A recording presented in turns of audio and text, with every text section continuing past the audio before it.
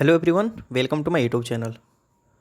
दोस्तों, आज का ये वीडियो सॉइल मैकेनिक्स का थर्ड सेशन होने वाला है। यानी पिछले दो क्लासेज में आपने पढ़ा था। सबसे पहले क्लास में मैंने डिस्कस किया था सॉइल के बारे में, सॉइल मैकेनिक्स के बारे में। मतलब जस्ट एक इंट्रोडक्शन वाली वीडियो थी वो, जिसमें मैंने सॉइल मैकेनिक्स टर्म किसने दिया था, सॉइल मैकेनिक्स का डिफिनेशन क्या होता है, सॉइल का डिफिनेशन क्या होता है, एग्रोनॉमी में क्या होता है, सॉइल मैकेनिक्स में उसका डिफिनेशन क्या देते हैं। तो ये सारी चीज़ें मैंने फर्स्ट क्लास में डिस्कस किया था। उसके बाद सेकेंड क्लास में मैंने डिस्कस किया था सॉइल के टाइप्स के बारे में, जहाँ पे मैंने डिफरेंट टाइप्स के सॉइल के बारे में डिस्कस किया था। जैसे transported soil, residual soil and carrier of transportation के अकॉर्डिंग मैंने सॉइल को क्लासीफाई किया था। जैसे alluvial soil, aeolian soil, lacustrine soil, loess soil. तो ये सारी बातें मैंने डिस्कस की थी। उसके बाद मैंने एक सेशन भी रखा था, जिसमें प्रैक्टिस सेशन रखा था पहले चैप्टर का। यानी उसमें जितने भी PYQ थे पहले चैप्टर से, वो सारे मैंने डिस्कस किया था। काफ़ी अच्छे PYQ थे, सारे लेटेस्ट PYQ थे। मतलब उसमें 2022 के क्वेश्चन, 23 के क्वेश्चन, 24 के क्वेश्चन सारे इंक्लूडेड थे। AJ लेवल के जितने क्वेश्चन थे सारे इंक्लूडेड थे। तो आज इस सॉइल मैकेनिक्स की क्लास का थर्ड सेशन होने वाला है। इसमें मैं डिस्कस करूँगा फेज सिस्टम के बारे में। यानी एक तरह से आप एक नया चैप्टर भी कंसिडर कर सकते हो। तो इस चैप्टर को शुरू करने से पहले मैं अपना इंट्रो दे देता हूँ। मेरा नाम युवराज कुमार है। मैंने SSCI 2024 को क्रैक करके रखा है। मेरी AI रैंक 34 थी, EWS रैंक मेरी 4 थी। आप अगर इस चैनल पर नए हैं तो चैनल को सब्सक्राइब कर लीजिए। वीडियो अच्छी लगे तो वीडियो को लाइक कर सकते हैं। और इस वीडियो को देखने से पहले अगर आप सेशन को एंजॉय कर रहे हैं तो इसके पहले के दो सेशन भी देख लीजिए, ताकि आपकी कनेक्टिविटी बनी रहे। अगर आप मुझसे पर्सनली कनेक्ट होना चाहते हैं तो आप मेरे इंस्टाग्राम पे कनेक्ट हो सकते हैं। इसके अलावा मेरा एक टेलीग्राम ग्रुप भी है, जहाँ पे आप कनेक्ट हो सकते हैं, जहाँ पे पहले से स्टूडेंट कनेक्टेड हैं। वहाँ पे आप अपने सारे डाउट डिस्कस कर सकते हैं। तो उम्मीद करता हूँ आप ये सेशन एंजॉय करेंगे। तो चलिए सेशन को शुरू करते हैं और नई चैप्टर को डिस्कस करते हैं। तो मेरा नया चैप्टर कौन सा है? Phase system. फेज सिस्टम सबसे पहला वर्ड आता है फेज। तो 90% स्टूडेंट को जो फेज सिस्टम पढ़ चुके हैं, उन्हें फेज सिस्टम के बारे में सारी बातें पता होगी। मतलब 3 phase system, 2 phase system. But उनको यही वर्ड क्लियर नहीं होगा तो फेज आखिर होता क्या है। मतलब जो phase system face word use कर रहे हैं, इसी में वो कन्फ्यूज होंगे। या फिर हो सकता है पता हो, बट जनरली लोगों को कन्फ्यूजन होता ही है कि फेस होता क्या है। तो इस फेस को डिस्कस करने से पहले मैं एक सॉइल का डेफिनेशन आपको दे रहा हूँ, जो कि लेटेस्ट डिफिनेशन है, जो सॉइल मैकेनिक्स के पढ़ने के बाद डिफिनेशन कंपोज होती है। तो अभी सॉइल का डिफिनेशन क्या है कि soil is composed of solid, liquid and gas mixed properly. It shows the intermediate property between solid and fluid. बहुत अच्छे से मैं इस बात को समझाऊंगा, इस लाइन को समझाऊंगा। बहुत अच्छी लाइन लिखी हुई है। मैंने क्या बोला कि सॉइल जो है वह ऐसी मटेरियल है जो इंटरमीडिएट प्रॉपर्टी शो करती है लिक्विड और सॉलिड के बीच की। जैसे आप फ्लूइड मैकेनिक्स पढ़ते हो तो वहाँ पे क्या पढ़ते हो आप लिक्विड के बारे में? तो वहाँ पे किसी भी तरह का शियर स्ट्रेस नहीं होता है। मतलब जितना भी शियर स्ट्रेस लगाओगे उतना ही ज़्यादा रेट ऑफ डिफॉर्मेशन होगा। या पढ़ते हो सॉलिड में क्या पढ़ते हो आप कि होल बॉडी डिस्प्लेसमेंट हो सकती है, मतलब पूरी बॉडी एक साथ डिस्प्लेसमेंट हो सकती है, बट वहाँ पे किसी भी तरह का पार्टिकल्स का डिस्प्लेसमेंट नहीं होगा। तो सॉलिड में क्या शियर देखने को मिलता है? नहीं मिलता है। बट यहाँ पे जैसे ही आप सॉइल में आते हो तो यहाँ पे आपको फ्लो भी देखने को मिलेगा। मतलब सॉइल फ्लो भी कर सकती है वाटर की तरह। आगे आप पढ़ोगे जैसे सॉइल लिक्विड स्टेट में होती है, सेमी सॉलिड स्टेट में होती है, सॉलिड स्टेट में होती है। तो सारी स्टेट आप लोग पढ़ोगे कंसिस्टेंसी चैप्टर में। तो मैं कहाँ पे था? हाँ, इंटरमीडिएट प्रॉपर्टी शो करती है। तो जैसे सॉलिड में क्या था? कोई शियर डिफॉर्मेशन में नहीं है। लिक्विड में क्या है? डिफॉर्मेशन का कोई रेसिस्टेंस ही नहीं है। बट जैसे ही आप सॉइल में आते हो, ये सॉलिड की तरह रेसिस्टेंस को टैकल भी करती है, मतलब रेसिस्टेंस भी शो करती है शियर के अगेंस्ट। मतलब इसमें शियर रेसिस्टेंस भी होता है। और लिक्विड की तरह यह फ्लो भी कर सकती है। तो सॉलिड एंड लिक्विड के बीच के इंटरमीडिएट प्रॉपर्टी को शो करता है। तो बहुत ही सुंदर सा डिफिनेशन है सॉइल का, कि सॉइल एक ऐसा मटेरियल है जो कि इंटरमीडिएट प्रॉपर्टी शो करती है फ्लूइड और सॉलिड के बीच का। या फिर ऐसे भी आप समझ सकते हो, जैसे सॉलिड क्या है? सॉलिड पूरी तरह से क्या होता है? कॉम्पैक्टेड होती है, किसी भी तरह का वॉइड नहीं होता है, किसी भी तरह का इसमें एयर इंट्रैप्ट नहीं होता है। लिक्विड क्या है? तो क्या इसमें सॉलिड होता है? नहीं, लिक्विड क्या है? पूरी तरह से फ्लूइड है। और जहाँ आप सॉइल में आते हो तो सॉइल क्या है? इसमें सॉलिड भी है, चूँकि इसमें पोर्स प्रेजेंट है, वॉइड्स प्रेजेंट है, इसके कारण इसमें एयर भी है या फिर लिक्विड भी है। तो सिंपल सा डिफिनेशन है सॉइल का, बहुत सुंदर सा डिफिनेशन है, बहुत ही टेक्निकल डिफिनेशन है कि soil is nothing but the material that is composed of solid, liquid and gas and it shows the intermediate property between solid and liquid। तो होप सो आपको ये डेफिनेशन क्लियर हुआ होगा। तो इसी डेफिनेशन से ये फेस वर्ड क्लियर होगा। तो फेस का सिंपल सा मतलब है ये जो 3 कंपोनेंट है सॉइल का, सॉलिड, लिक्विड एंड गैस, इसी को हम लोग क्या बोलते हैं, फेस। तो आपको समझ में आया होगा फेस क्या है। तो सॉइल की कंपोनेंट है सॉलिड, लिक्विड एंड गैस, यही तीनों को हम लोग क्या बोलते हैं, फेस बोलते हैं। और इन्हीं तीनों के कॉम्बिनेशन से क्या बनता है, हमारा सॉइल बनता है। और इसी कॉम्बिनेशन को हम लोग क्या बोलते हैं, फेस सिस्टम बोलते हैं। तो आपको फेस क्लियर हुआ होगा, फेस सिस्टम क्लियर हुआ होगा, और फेस होता क्या है वो क्लियर होगा। अब आते हैं फेस सिस्टम पे। उससे पहले आपको थोड़ा सा एक जनरल टर्म पे ध्यान रखना, जैसे कि सॉलिड का डेंसिटी क्या होता है। तो 2500 से 2900 के बीच में। ये इनऑर्गेनिक भी हो सकता है, ऑर्गेनिक भी। ऑर्गेनिक रहेगा तो डेंसिटी कम होगा, इनऑर्गेनिक रहेगा तो डेंसिटी ज़्यादा होगा। लिक्विड का डेंसिटी यूनिवर्सल है, बच्चा बच्चा जानता है, आप भी जानते हो। गैस का एयर का ध्यान रखना है आपको, फ्लूइड मैकेनिक्स में भी काम देगा, यहाँ तो काम दे ही रहा है। ये कितना है, 1.204 kg/m³। इसके यूनिट में कंफ्यूज नहीं होना, यूनिट पे ध्यान रखना है। ग्राम पर सेंटीमीटर क्यूब भी हो सकता है, kg/m³ भी। तो सब बच्चा वाली बातें हैं। आप एक टेक्निकल स्टूडेंट हो, आपको इन सब बातों में कन्फ्यूज नहीं होना है। तो सबसे पहले आते हैं हम लोग 3 फेज सिस्टम में। तो वर्ड को हम लोग पहले ब्रेक डाउन करते हैं। क्या है वर्ड, 3 फेज। 3 फेज कहने का मतलब वैसी सॉइल जो कंपोज होगी सॉलिड, लिक्विड एंड गैस तीनों को मिला करके। मैंने क्या बोला था कि जो फेस सिस्टम है, फेस हम किसको बोल रहे हैं, सॉलिड, लिक्विड एंड गैस को। और सिस्टम कैसे फॉर्म हो रहा है, इन फेसेस को मिला करके। तो यहाँ पे क्या है, 3 फेस। 3 फेस यानी कि सॉलिड, लिक्विड एंड गैस तीनों मिक्स करेगी। ये फॉर्म कब होती है, जब सॉइल कैसी रहती है, पार्शली सैचुरेटेड। तो सिंपल सा पहला आपको क्लियर हुआ, 3 फेस सिस्टम यानी कि वैसी सॉइल जिसमें एयर भी रहेगी, वाटर भी रहेगी और सॉलिड भी रहेगी। ये कब फॉर्म होगी, जब सॉइल कैसी रहेगी, पार्शली सैचुरेटेड। सैचुरेशन क्या होता है हम लोग आगे देखेंगे, जस्ट 1-2 स्लाइड के बाद आएगा टर्म। अब बात करते हैं पार्शियली सैचुरेटेड। तो पार्शियली सैचुरेटेड कहने का मतलब है कि जो सॉइल के वॉइड्स हैं, जो सॉइल के पोर्स हैं, वो कम्प्लीटली वाटर से फिल्ड नहीं हैं। आप लोग जानते हैं कि सॉइल में क्या रहता है, पोर्स रहता है, और जो पोर्स है वो किससे फिल रहता है, लिक्विड या फिर गैस से। जो सॉइल के पोर्स हैं, जो वॉइड्स हैं, उसमें एयर भी है और वाटर भी है। तो उसे क्या बोलते हैं हम लोग, पार्शियली सैचुरेटेड। तो जहाँ भी सॉइल पार्शियली सैचुरेटेड रहेगी वहाँ पे कौन सी सिस्टम फॉर्म होगी, 3 फेज सिस्टम। क्यों, क्योंकि सॉलिड तो रहेगा ही, मैं आपको बताऊँगा अभी। जो सॉलिड है वो कंपलसरी फेस है, ये आपको ध्यान में भी रखना। चलो मैं यहीं पे क्लियर कर देता हूँ। सॉलिड जो है वह कंपलसरी फेस है, मतलब बिना सॉलिड के आप फेस सिस्टम बना ही नहीं सकते हो। तो पार्शियली सैचुरेटेड कहने का मतलब सॉलिड तो रहेगा ही, साथ ही साथ इसके वॉइड्स में एयर भी रहेगा और वाटर भी रहेगा। तो होप सो आपको 3 फेज सिस्टम क्लियर हुआ होगा। ये फेस डायग्राम भी है। एक सेमेस्टर के एग्ज़ाम में, जैसे मैं सेमेस्टर का एग्ज़ाम दे रहा था BTSC का या फिर SBT का, जो भी बात करूँ, तो उसमें सिंपल सा ऑब्जेक्टिव में क्वेश्चन पूछ दिया था कि फेस सिस्टम में जो है वॉल्यूम को लेफ्ट तरफ रखते हैं या फिर राइट तरफ। ये जनरल सा क्वेश्चन है जो कि अटपटांग सा है।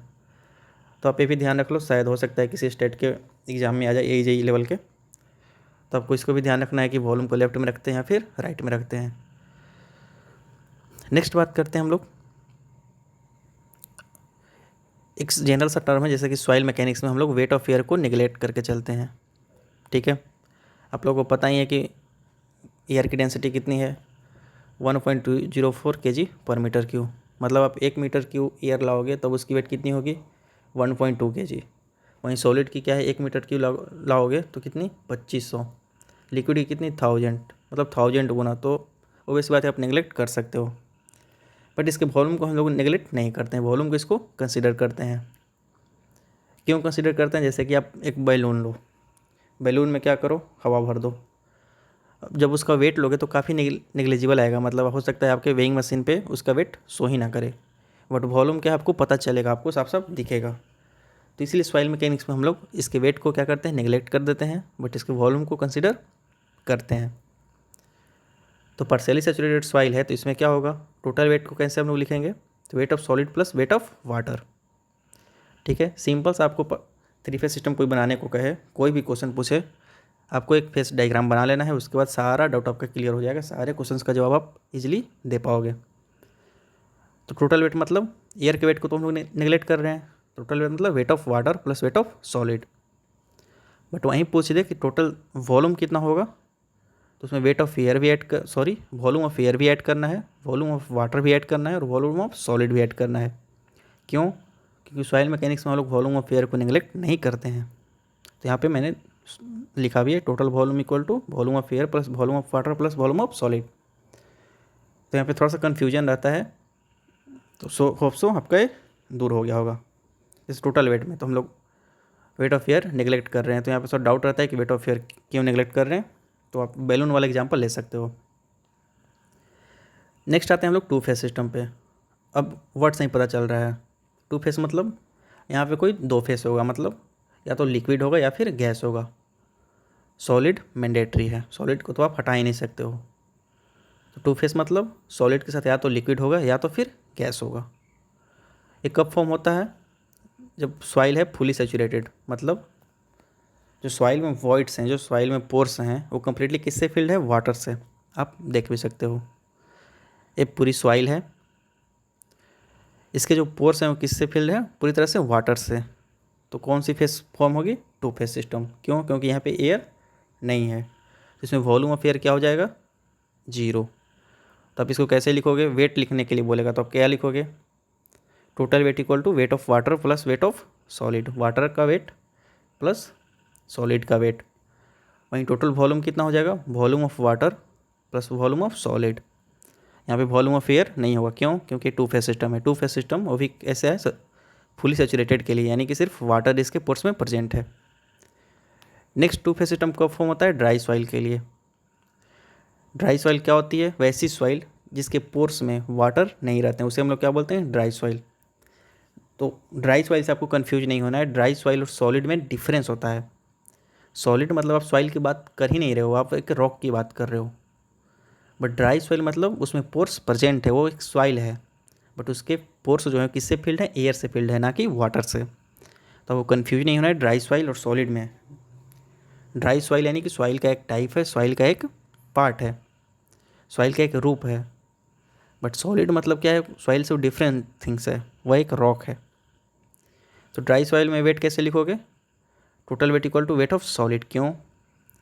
क्योंकि ड्राई सॉइल में वाटर तो प्रेजेंट है नहीं, तो वाटर का वेट तो आप लोगे नहीं। ड्राई सॉइल आप यहाँ पे देख सकते हो, एयर और सॉलिड। और हम लोग सॉइल मैकेनिक्स में वेट ऑफ एयर तो निगलेक्ट करके चलते हैं, तो आपको तो को वेट ऑफ एयर तो लेना ही नहीं है। टोटल वेट कितना हो जाएगा? वेट ऑफ सॉलिड के बराबर। ठीक है, नेक्स्ट बात करते हैं टोटल वॉल्यूम के बारे में। तो टोटल वॉल्यूम कितना हो जाएगा? Volume of air plus volume of solid. यहाँ गलती से वॉल्यूम ऑफ वाटर लिखा गया है, टाइपिंग मिस्टेक है, जो कि मैं इसे करेक्ट कर दूंगा। ठीक है, तो आप देख सकते हो फेस डायग्राम से सीधा टोटल वॉल्यूम मतलब volume of air, volume of solid. Main चीज़ आपको ध्यान रखना है, सॉइल मैकेनिक्स में हम लोग वेट ऑफ एयर को निगलेक्ट करके चलते हैं, बट वॉल्यूम ऑफ एयर को कंसिडर करते हैं। तो होप सो आपको ये फेस सिस्टम क्लियर हुआ होगा। थ्री फेस सिस्टम क्या है? वैसी फेस सिस्टम, वैसा सॉइल जिसमें सॉलिड, लिक्विड एंड गैस तीनों प्रेजेंट रहेगा। कब फॉर्म होता है? पार्शियली सैचुरेटेड सॉइल में। टू फेस सिस्टम, वैसी फेस सिस्टम, वैसी सॉइल जिसमें सॉलिड तो प्रेजेंट रहेगा ही, बट पोर्स या तो वाटर से फिल रहेगा कम्प्लीटली, या तो फिर वो एयर से फिल रहेगा। टोटल वेट कैसे लिखते हैं? आप सीधा फिगर को अप्रोच कर सकते हो, या फिर थोड़ा सा खुद का माइंड लगा सकते हो। टोटल वॉल्यूम कैसे लिखते हैं? खुद का वही कॉमन सा आप माइंड लगा सकते हो। मेन ध्यान रखने वाली बात क्या है कि वेट ऑफ एयर हम लोग नेगलेक्ट करके चलते हैं, बट वॉल्यूम ऑफ एयर को हम लोग कंसिडर करते हैं। तो यहाँ पे मैंने कुछ पॉइंट भी लिखा है, जैसे मिनिमम नंबर ऑफ फेस कितने हैं? 2। मतलब मिनिमम कितने कंपोनेंट होना चाहिए सॉइल को फॉर्म करने के लिए? 2 होना चाहिए। मतलब सॉलिड तो कंपलसरी है ही, ये तो मैंने पहले ही बता दिया था आपको, बट इसके साथ साथ या तो लिक्विड होगा या फिर गैस होगा। मैक्सिमम कितना फेस हो सकता है? 3। मतलब सॉलिड, लिक्विड और गैस तीनों हो सकते हैं। कब फॉर्म होगा? जब पार्शियली सैचुरेटेड सॉइल रहेगा। तो ये तो जनरल टर्म की बात हो गई, एक नॉर्मल स्टूडेंट के लिए बात हो गई। कुछ लोग आते हैं जो अल्ट्रा प्रो मैक्स रहते हैं, मतलब लेजेंड टाइप के। उन्हें क्या लगेगा कि अरे ये तो परमुटेशन एंड कॉम्बिनेशन ही है ना, 3 टर्म दिया हुआ है, इसको कंबाइन करके मुझे सॉइल बनाना है। तो सॉलिड और लिक्विड को कंबाइन किए, ठीक है। सॉलिड से गैस को कंबाइन किए, ठीक है, सॉइल बन गया। अब वो क्या दिमाग लगाएंगे कि लिक्विड और गैस को मिला करके क्या बना देंगे, सॉइल। तो आपको ये गलती नहीं करनी है। जैसे ही आप एयर और वाटर को मिलाओगे क्या सॉइल फॉर्म होगा। आपको थोड़ा सा थ्योरेटिकल नॉलेज के साथ साथ आपको प्रैक्टिकल भी सोचना है। क्या एयर और वाटर के मिलाने से सॉइल फॉर्म होगा, नहीं होगा। और इसके लिए मैंने थ्योरेटिकल पोर्शन भी लिखा है कि जो सॉलिड है वो कंपलसरी है। अगर आप फेस सिस्टम में सॉलिड को नहीं लेते हो, अगर आप सॉलिड को नहीं मिक्स करते हो तो आपका सॉइल फॉर्म नहीं होगा। ठीक है, तो आपको ये परमुटेशन कॉम्बिनेशन नहीं लगा देना है। ये थोड़ा सा लेजेंड वाला सोच नहीं रखना है कि किसी को भी मिला दो तो सॉइल फॉर्म हो जाएगा। नहीं, सॉलिड को रखना ही है। सॉलिड के साथ आप लिक्विड को मिक्स करो या फिर गैस को मिक्स करो। तो होप सो आपको फेस सिस्टम क्लियर हुआ होगा। मैंने सारी चीज़ें सिंपल वे में एंड सारी चीज़ों को ब्रेक डाउन करके बताया है। नेक्स्ट क्या है, वॉइड्स ऑलवेज प्रेजेंट। तो ये तो सॉइल का डेफिनेशन ही था, आपने फर्स्ट चैप्टर में पढ़ा था। जैसे तरजागी बाबा ने डेफिनेशन दिया था कि सॉइल क्या है, एक अनकंसोलिडेटेड मटेरियल है जो डिसइंटीग्रेशन ऑफ रॉक से फॉर्म होती है। तो सॉइल का तो मेन प्रॉपर्टी है ना कि उसमें वॉइड्स होगी। अगर वॉइड्स नहीं है तो क्या हो जाएगी, रॉक हो जाएगी, एक सॉलिड हो जाएगी। और जो वॉइड्स है उसकी क्या किससे फिल रहेगी, या तो एयर से या तो फिर वाटर से या फिर दोनों रहेगा। तो एक कंप्लीट डिस्कशन था फेस सिस्टम के बारे में। होप सो आपको फेस सिस्टम अच्छे से समझ में आया होगा। तो चलिए नेक्स्ट हम लोग डिस्कस करते हैं कुछ सॉइल के प्रॉपर्टीज़ के बारे में। तो मैं ले चलता हूँ आपको नेक्स्ट स्लाइड पे। तो यह है सॉइल की कुछ प्रॉपर्टीज़ के बारे में, जैसे water content, void ratio, porosity क्या होती है, डिग्री ऑफ सैचुरेशन क्या होती है, एयर कंटेंट क्या होती है, ये सारी डिस्कस हम लोग करेंगे। सबसे पहला टर्म आता है क्या, वाटर कंटेंट। वाटर कंटेंट होती क्या है, तो न्यूमेरिकली इसको कैसे डिफाइन करते हैं हम लोग, वाटर कंटेंट। तो water content is define at ratio of weight of water to the weight of solid. But इसका प्रैक्टिकल सिग्निफिकेंस क्या है, तो इसके लिए आपको आगे के चैप्टर का इंतजार करना पड़ेगा। फिर भी मैं इंट्रो दे देता हूँ। जैसे आप अटरबर्ग लिमिट पढ़ोगे, जैसे लिक्विड लिमिट, प्लास्टिक लिमिट, तो उसमें क्या होता है कि जैसे जैसे हम लोग वाटर कंटेंट को चेंज करते हैं तो सॉइल एक स्टेट से दूसरे स्टेट में चली जाती है। मतलब लिक्विड स्टेट से semi solid state, semi solid से सॉलिड स्टेट। तो वाटर कंटेंट जो है वो सॉइल के स्टेट को डिफाइन करे कि कितना कंसिस्टेंट है। तो यह है वाटर कंटेंट का प्रैक्टिकल सिग्निफिकेंस। वाटर कंटेंट से आप उसकी कंसिस्टेंसी को आप रिलेट कर सकते हो कि वो किस स्टेट में है, सॉलिड स्टेट में है या सेमी सॉलिड स्टेट में है। जैसे मान के चलते हैं इसका वाटर कंटेंट क्या हो जाए, बहुत कम हो जाए, तो इसका वेट ऑफ सॉलिड क्या हो जाएगा, ज़्यादा हो जाएगा। मतलब मान के चलते हैं वाटर कंटेंट इसका 0 हो गया, तो क्या हो जाएगा, सॉइल क्या हो जाएगा, ड्राई सॉइल। और ड्राई सॉइल में क्या होता है, सिर्फ एयर होगा और सॉलिड, तो क्या हो जाएगी, सॉलिड स्टेट में हो जाएगी। तो ऐसे ही वाटर कंटेंट का प्रैक्टिकल सिग्निफिकेंस क्या है कि यह सॉइल की कंसिस्टेंसी को यानी कि उसके स्टेट को डिफाइन करती है। तो होप सो न्यूमेरिकली भी आपको क्लियर हुआ होगा। वैसे तो इस चैप्टर में इसका न्यूमेरिकल वैल्यू ही ज़्यादा इंपॉर्टेंट है। आपको इस पे बेसिक सा न्यूमेरिकल भी आ जाएगा, इसके रेंज से भी न्यूमेरिकल आ जाएगा। तो न्यूमेरिकली कैसे डिफाइन करते हैं, water content wait of water upon weight of solid. Solid के वेट के रिस्पेक्ट में कितना वेट ऑफ वाटर प्रेजेंट है सॉइल में, उसी को क्या बोलते हैं हम लोग, वाटर कंटेंट। इसका रेंज क्या है, तो ये 0 के बराबर भी हो सकता है और 0 से बड़ा भी हो सकता है। 0 कब होगा, जब ये ड्राई सॉइल होगा। मतलब वेट ऑफ वाटर क्या हो जाएगा, 0। मतलब पूरी जो इसकी पोर्स होगी वो किससे फील होगी, तो एयर से, यानी कि वाटर क्या हो जाएगा, 0। तो वाटर कंटेंट भी कितना हो जाएगा, 0। अब इसकी अपर लिमिट क्यों नहीं है, क्योंकि ये किसके रिस्पेक्ट में, वेट ऑफ सॉलिड के। तो इसका वेट जो है वह वेट ऑफ सॉलिड से ज़्यादा भी हो सकता है और वेट ऑफ सॉलिड से कम भी हो सकता है। जैसे मान लेते हैं कि कोई सॉइल है, तो इस सॉइल में जो वाटर कंटेंट है वो इतना भी हो सकता है। मैं वॉल्यूम को रिप्रेजेंट नहीं कर रहा हूँ, वेट को रिप्रेजेंट कर रहा हूँ। आप इसको रेशियो के टर्म में समझ सकते हो। इसमें वेट ऑफ वाटर इतना भी कवर कर सकता है, वेट ऑफ वाटर इतना भी कवर कर सकता है, यानी कि कोई इसका अपर लिमिट नहीं है। मतलब wait of water weight of solid से भी ज़्यादा हो सकता है। तो होप सो आपको इसका रेंज क्लियर हुआ होगा। रेंज से आपको क्वेश्चन देखने को मिल जाएगा, तो आपको रेंज ध्यान में रखना है सारे टर्म का, जो भी मैं आगे प्रॉपर्टीज़ पढ़ाऊँगा। जैसे कि टिपिकल मरीन सॉइल, इसमें वाटर कंटेंट 400% भी प्रेजेंट होता है। मरीन सॉइल क्या होती है, पहले चैप्टर में हम लोग पढ़ा था। मरीन सॉइल मतलब वैसी सॉइल जो मरीन डिपॉजिट में रहेगी। मरीन डिपॉजिट में है, पूरी तरह से वाटर में सबमर्ज है, तो वैसी बात है जब वाटर को वहाँ से कैरी करोगे तो उसमें वाटर कंटेंट ज़्यादा होगा। तो इसका 400% भी पहुँच जाता है, यानी कि वेट ऑफ सॉलिड से 4 गुना वेट है किसका, वेट ऑफ वाटर का। नेक्स्ट क्या है यहाँ पे लिखा हुआ है, कि वाटर कंटेंट को आप रिप्रेजेंट कर सकते हो टोटल वेट के भी टर्म में। जैसे यहाँ पे क्या था कि wait of water upon weight of solid, यहाँ पे वेट ऑफ सॉलिड के रिस्पेक्ट में हम लोग वाटर को डिफाइन कर रहे थे, बट यहाँ पे टोटल वेट ऑफ सॉलिड के रिस्पेक्ट में हम लोग वेट ऑफ वाटर को डिफाइन करेंगे। बट जनरली आप इस वर्ड को क्यों नहीं देखते हो? क्योंकि इसका प्रैक्टिकल सिग्निफिकेंस कम जाता है। क्यों? क्योंकि यहाँ पे जो हम वाटर कंटेंट निकाल रहे हैं वेट ऑफ सॉलिड के रिस्पेक्ट में निकाल रहे हैं, सॉरी यहाँ पे वेट ऑफ सॉलिड के रिस्पेक्ट में निकाल रहे हैं, और यहाँ पे जो निकाल रहे हैं हम लोग डब्ल्यू डैश वो वेट ऑफ सॉइल के रिस्पेक्ट में निकाल रहे हैं। तो जो वेट ऑफ सॉलिड है, जो सॉलिड का वेट है, या फिर सॉलिड जो कंटेंट है, वो क्या एक स्टेबल पैरामीटर है, टाइम के साथ चेंज नहीं होता है। आप लोग कॉम्पैक्टनेस वगैरह पढ़ोगे तो उसमें सीखोगे भी कि जो सॉलिड कंटेंट है, सॉलिड की जो प्रॉपर्टी होती है वह उसके प्लेसमेंट के साथ चेंज नहीं होती है, टाइम के साथ चेंज नहीं होती है, बट सारी चीज़ें उसकी चेंज हो जाती है जैसे उसको कॉम्पैक्ट करोगे। तो वॉइड्स क्या होंगे? कम होंगे, तो वेट ऑफ वाटर कम होगा, वॉइड्स का वॉल्यूम कम होगा, टोटल वेट ऑफ सॉलिड भी कम जाएगा, टोटल वेट ऑफ सॉइल भी कम जाएगा।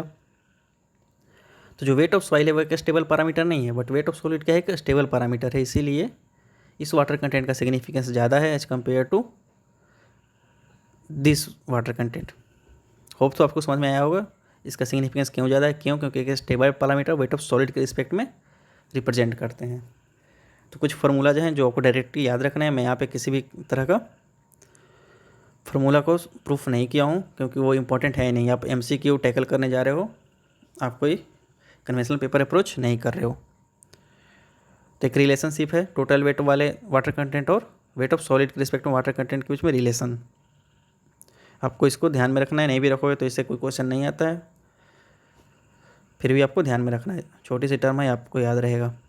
नेक्स्ट ये इंपॉर्टेंट है, ये आपको बहुत इंपॉर्टेंट है, बहुत काम देगा जब आप छोटे मोटे न्यूमेरिकल सॉल्व करोगे, जैसे लैंड फिल वगैरह का, तो उसमें आपको एक काम देगा। तो वेट ऑफ सॉलिड कैसे निकालते हैं हम लोग? कोई भी सॉइल दिया हुआ है उसका टोटल वेट हमको पता है, वाटर कंटेंट पता है, और पूछ देगा कि वेट ऑफ सॉलिड निकालो, तो weight of solid equal to total weight of soil upon 1 plus water content. तो आपको याद रखना है, बहुत अच्छे से याद रखना है। यही छोटी छोटी टर्म से ही न्यूमेरिकल आती है JEE लेवल के एग्ज़ाम में, अब कोई बड़ा न्यूमेरिकल देखने को नहीं मिलेगा। यहाँ पे मैंने लिखा भी है कि जो W है उसका सिग्निफिकेंस W डैश से ज़्यादा होता है। क्यों? क्योंकि जो W मेजर किया जाता है वह एक स्टेबल पैरामीटर जो कि वेट ऑफ सॉलिड है उसके रिस्पेक्ट में। तो होप सो आपको वाटर कंटेंट क्लियर होगा। मैंने इसका न्यूमेरिकल सिग्निफिकेंस बताया, प्रैक्टिकल सिग्निफिकेंस भी बताया, इसका मैंने रेंज भी बताया, और मैंने एक W डैश को भी डिफाइन करता हूँ। वाटर कंटेंट के बारे में आपकी सारी डाउट क्लियर हो गई होगी। अब नेक्स्ट हम लोग बात करते हैं वॉइड रेशियो के बारे में। तो वॉइड रेशियो को न्यूमेरिकली कैसे हम लोग डिफाइन करते हैं? तो वॉइड रेशियो का रेशियो है volume of void to the volume of solid. इसको लिखने की ज़रूरत नहीं है, volume of void to the volume of solid क्या है? एक रेशियो है। Void ratio cannot be equal to 0। मैंने सीधा यहाँ पे रेंज पे आ चुका हूँ। वॉइड रेशियो जनरली होती क्या, इसका प्रैक्टिकल सिग्निफिकेंस आप समझ लो। वॉइड रेशियो का जनरल मतलब होता है कि सॉइल में वॉइड्स कितने हैं, उसमें पोर्स कितने हैं। अब वॉइड रेशियो के बेसिस पे आप सॉइल के डेंसनेस को भी डिफाइन कर सकते हो। मतलब जितना ज़्यादा वॉइड रेशियो होगा, मतलब जितना ज़्यादा वॉइड होगा तो क्या होगा, सॉइल कम डेंस होगा, सॉइल लाइट होगा, उसमें पोर्स ज़्यादा होंगे।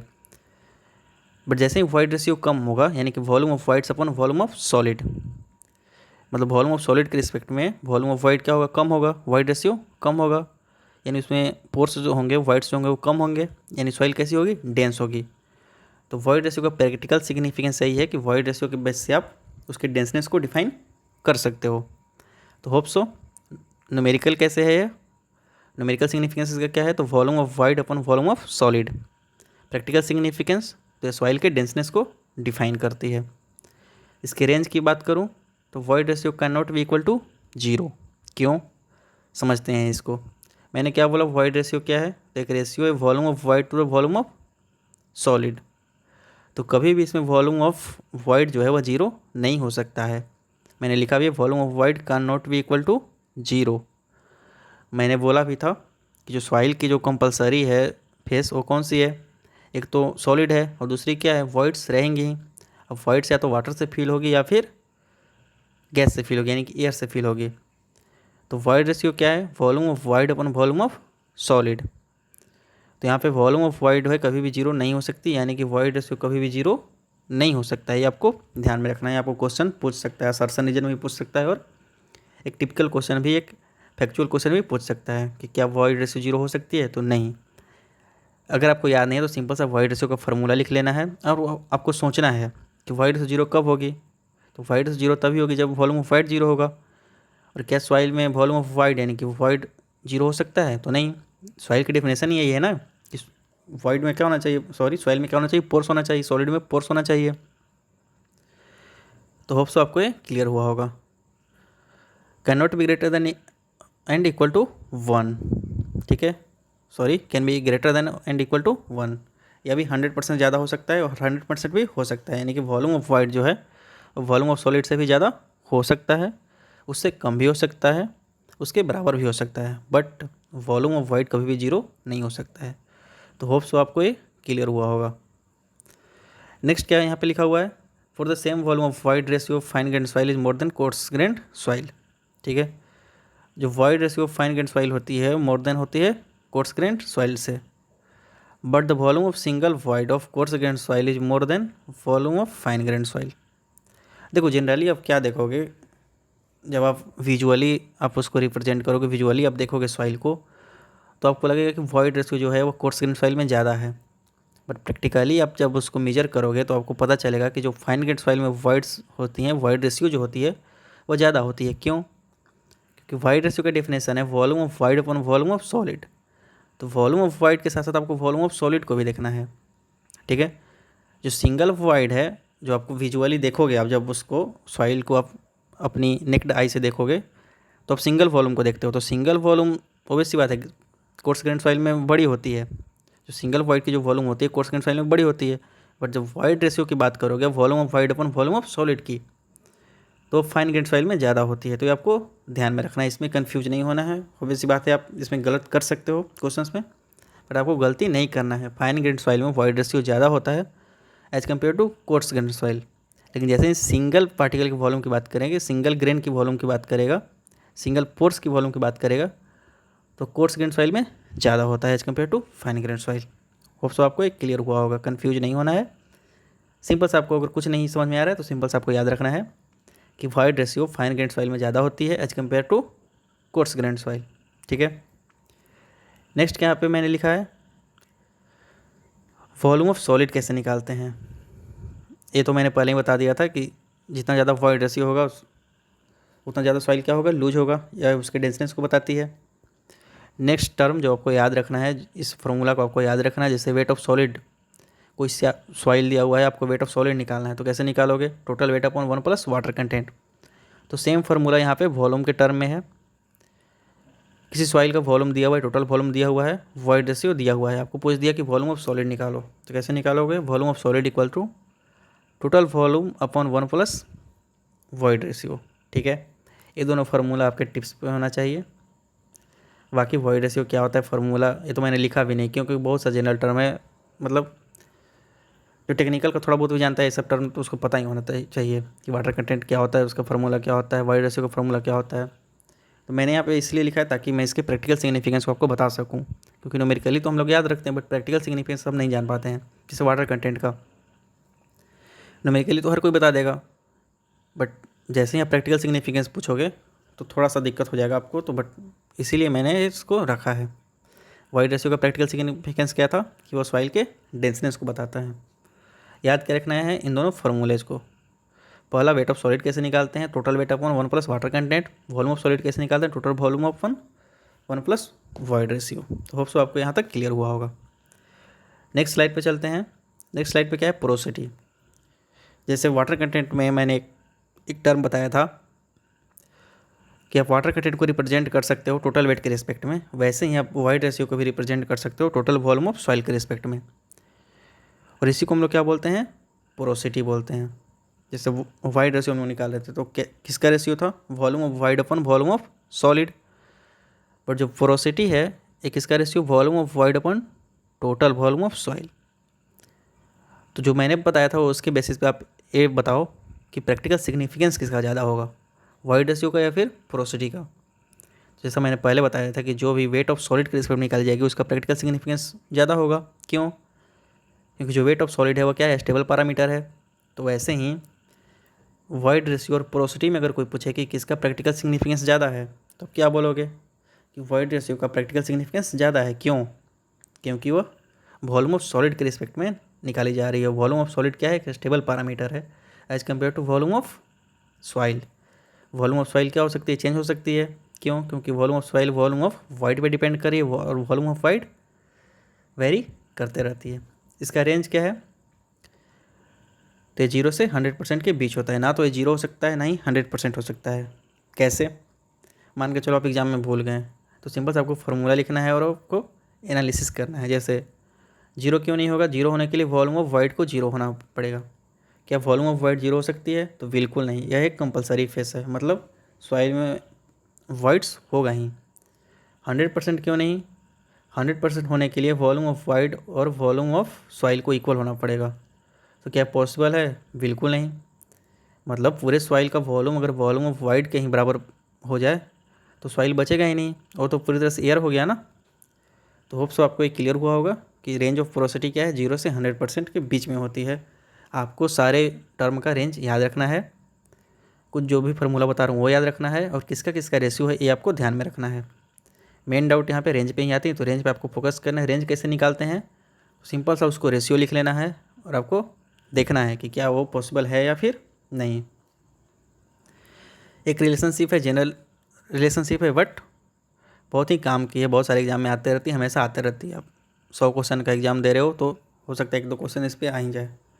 तो पोरोसिटी ऑफ वाइड रेशियो में रिलेशन क्या है? तो porosity equal to void ratio upon 1 plus void ratio. मैंने यहाँ पे लिखा भी है significance of void ratio is more than porosity. Next क्या है? Degree of saturation. Degree of saturation क्या है? It is the ratio of volume of water to the volume of solid. जैसे मैंने वाटर कंटेंट का बात किया था, तो वाटर कंटेंट क्या होता है? Wait of water upon weight of solid. मतलब सॉलिड के रिस्पेक्ट में वाटर का कितना वेट है। और डिग्री ऑफ सेचुरेशन क्या होता है? Volume of water upon volume of void. मतलब सॉइल के वॉइड में कितना वाटर प्रेजेंट है उसी को क्या बोलते हैं हम लोग? Degree of saturation. नोट करने वाली बात, वॉल्यूम ऑफ वाटर को हम लोग देख रहे हैं। अब सॉइल के वॉइड जो है उसमें क्या हो सकता है? या तो वाटर हो सकता है या तो एयर हो सकता है। तो डिग्री ऑफ सेचुरेशन किसके लिए डिफाइन है? वाटर के लिए। यानी कि डिग्री ऑफ सेचुरेशन क्या रिप्रेजेंट करती है? उसके वॉइड में वाटर को रिप्रेजेंट करती है। और वाटर कंटेंट क्या रिप्रेजेंट कर रही थी? सॉइल के सॉलिड के वेट के रिस्पेक्ट में वेट ऑफ वाटर कितना है, वो पर्टिकुलरली वॉल्यूम ऑफ वाइड को नहीं रिप्रेजेंट कर रही थी। बट डिग्री ऑफ सेचुरेशन क्या रिप्रेजेंट कर रही है? जो वॉल्यूम ऑफ वाइड है, जो सॉइल में वाइड बचा है, उस वाइड के वॉल्यूम में वॉल्यूम ऑफ वाटर कितने पार्ट में है, ये क्या रिप्रेजेंट कर रहा है? Degree of saturation. तो होप्स तो आपको डिग्री ऑफ सेचुरेशन क्लियर हुआ होगा। डिग्री ऑफ सेचुरेशन किसके टर्म में रिलेट होती है? तो वॉल्यूम ऑफ वाटर के टर्म में, ना कि एयर के टर्म में। आपको कंफ्यूज नहीं होना है। तो degree of saturation equal to volume of water upon volume of void. Range क्या है? तो 0 भी हो सकती है और 100% भी हो सकती है। कैसे? चलिए सबसे पहले इसको 0 करते हैं। तो 0 होने के लिए वॉल्यूम ऑफ वाटर को 0 होना पड़ेगा। और आप जानते ही हैं कि जब सॉइल ड्राई होती है तो क्या उसमें वाटर होता है प्रेजेंट? नहीं होता है। तो उस कंडीशन में क्या होगा? वॉल्यूम ऑफ वाइड जो है कम्प्लीटली फिल किससे होगा? एयर से। यानी वॉल्यूम ऑफ वाटर क्या हो जाएगा? 0। वॉल्यूम ऑफ वाटर 0 मतलब डिग्री ऑफ सेचुरेशन 0। 100% कब होगा? जब volume of water volume of wides के बराबर होगा। यानी कि जितना भी वॉल्यूम ऑफ वाइड है, जो टोटल वाइड है, वो किससे फिल होगा? वाटर से फिल होगा। मतलब इसमें एयर प्रेजेंट नहीं होगा। ऐसे सॉइल को हम लोग क्या बोलते हैं? फुल्ली सेचुरेटेड सॉइल बोलते हैं। तो होप सो इसका रेंज क्लियर होगा, 0 कब होगा और 100% कब होगा। नेक्स्ट क्या है? Air content. एयर कंटेंट क्या है? Ratio of volume of air to the volume of solid. जैसे वाटर कंटेंट क्या था? Weight of water upon weight of solid. वैसे ही एयर कंटेंट क्या है? Volume of air upon volume of solid. मतलब सॉलिड कितना प्रेजेंट है और उसी पार्ट में वॉल्यूम ऑफ एयर क्या है, ये क्या रिप्रेजेंट करती है? Air content. एयर कंटेंट 0 भी हो सकता है, एयर कंटेंट 100% भी हो सकता है। कैसे रिलेट करोगे? सिंपल सा फार्मूला लिखो और उसको 0 करो और उसको 100% करो, दोनों को इक्वल करके। ये सारी बातें बार बार आ रही है तो मैं थोड़ा सा इसीलिए इसको शॉर्ट कर चुका हूँ। नेक्स्ट टर्म आपको याद रखना है, air content plus degree of saturation कितना हो जाता है? 1। मतलब दोनों टर्म को आप अगर ऐड करोगे तो कितना आ जाएगा? 100%। मैंने यहाँ पे इसका न्यूमेरिकल नहीं लिखा है क्योंकि ज़रूरत नहीं है, सिंपल से आपको सिर्फ टर्म याद रखना है। Air content plus degree of saturation equal to 100%। ठीक है, 100% यानी कि 1। नेक्स्ट क्या है, परसेंटेज एयर वॉइड, तो ratio of volume of air to the volume of soil. जैसे आपने वॉइड रेशियो पढ़ा, तो वॉइड रेशियो क्या था, volume of void upon volume of solid. फिर आपने पोरोसिटी पढ़ा, तो क्या था, volume of void upon total volume of soil. तो वैसे ही एयर कंटेंट आपने क्या पढ़ा कि volume of air upon volume of solid, मतलब सॉलिड के रिस्पेक्ट में वॉल्यूम ऑफ एयर क्या है, और परसेंटेज एयर ऑफ वॉइड क्या है, volume of air but with respect to total volume of soil. तो एयर कंटेंट और परसेंटेज एयर वॉइड में आपको कन्फ्यूज नहीं होना है। आप समझ रहे हो, परसेंटेज निकाल रहा है, परसेंटेज निकाल रहा है मतलब किसी टोटल के रिस्पेक्ट में निकालेगा ना, तो टोटल क्या है, टोटल वॉल्यूम ऑफ सॉइल है, इसके रिस्पेक्ट में वॉल्यूम ऑफ एयर कितना है, उसी को क्या बोलते हैं, परसेंटेज एयर वॉइड बोलते हैं। Percentage air void is equal to air content into porosity. तो ये भी आपको ध्यान में रखना है, जो भी मैं हाईलाइट कर रहा हूँ, जो भी टर्म मैंने लिखा है, ये सब आपको याद रखना है। न्यूमेरिकल, छोटे छोटे न्यूमेरिकल में आपको काम देगा। तो percentage air void is equal to air content into porosity. Air content और डिग्री ऑफ सैचुरेशन को आप ऐड कर दोगे तो कितना आ जाएगा, 1। डिग्री ऑफ सैचुरेशन क्या होता है पता है आपको, पोरोसिटी क्या है पता है आपको, पोरोसिटी और वॉइड रेशियो में रिलेशन क्या है आपको पता है। तो होप सो यहाँ तक क्लियर हुआ होगा। अब आते हैं डिग्री ऑफ सैचुरेशन। जैसे मैंने बोला था कि वाटर कंटेंट क्या डिफाइन कर रही है सॉइल का स्टेट को, सॉलिड स्टेट में है, लिक्विड स्टेट में है, या फिर सेमी सॉलिड स्टेट में है। वैसे ही डिग्री ऑफ सैचुरेशन भी डिफाइन करती है सॉइल के स्टेट को। कैसे, देखो आप इस चार्ट को।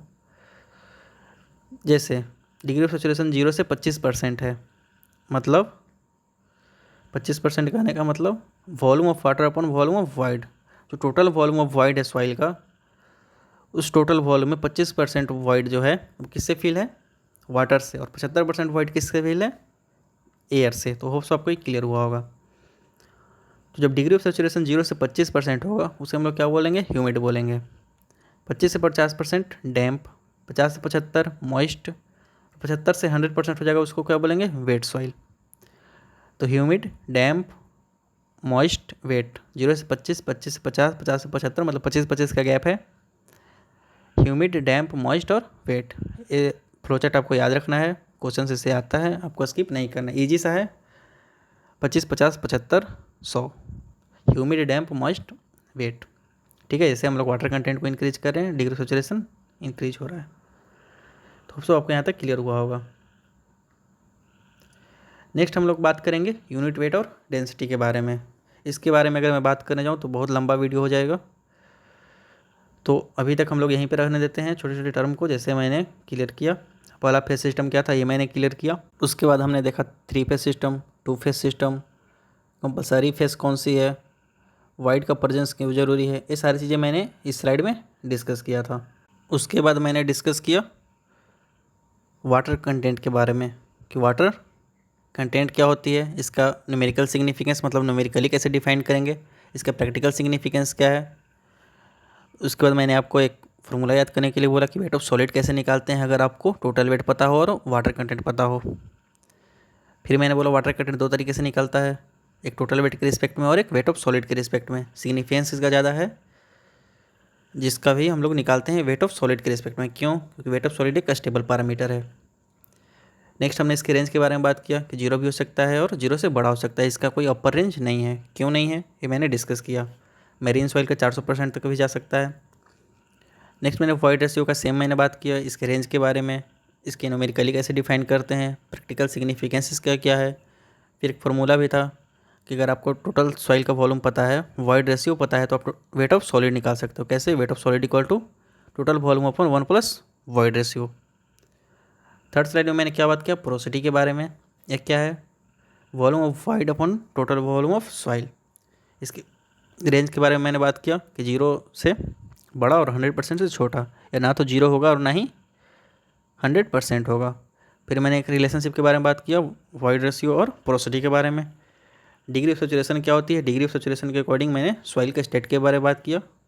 कौन कौन सी स्टेट थी, humid, damp, moist and wet. 0 से 25, 25 से 50, 50, 75 एंड 100%। उसके बाद मैंने क्या बात किया, एयर कंटेंट क्या होती है, उसके बाद मैंने बात की परसेंटेज एयर वॉइड क्या होती है, एयर कंटेंट और डिग्री ऑफ सैचुरेशन में रिलेशन क्या है, percentage air void air content and porosity में रिलेशनशिप क्या है। तो सारी छोटी छोटी टर्म थी जो आपको ध्यान में रखनी है। तो उम्मीद करता हूँ आपको ये वीडियो पसंद आया होगा। मैंने जो भी एक्सप्लेन किया आपको पसंद आया होगा, मेरा समझाने का तरीका आपको पसंद आया होगा। तो अगर आप किसी भी तरह का फीडबैक देना चाहते हैं या किसी भी तरह का आप डाउट पूछना चाहते हैं तो आपके लिए कमेंट सेक्शन खुला हुआ है। आप वहाँ पे अपना सारा डाउट जो भी फीडबैक आप देना चाहते हैं वो पुट कर सकते हैं। तो मिलते हैं नेक्स्ट सेशन में, तब तक के लिए अपनी प्रिपरेशन को बूस्ट करते रहिए। अगर आपका RRB CB2 का एग्ज़ाम है तो आप अलग तरह से अप्रोच कर सकते हैं, मतलब आपको थ्योरी पे फोकस नहीं करना है, आपको प्रैक्टिस पे ध्यान देना है। और अगर आप 2025 को टारगेट करें SSC को या फिर RRB को, तो आपको थ्योरी पोर्शन पे भी फोकस करते रहना है, आपको अपने सिलेबस को कंप्लीट करना है। तब तक के लिए टेक केयर, मिलते हैं नेक्स्ट सेशन में।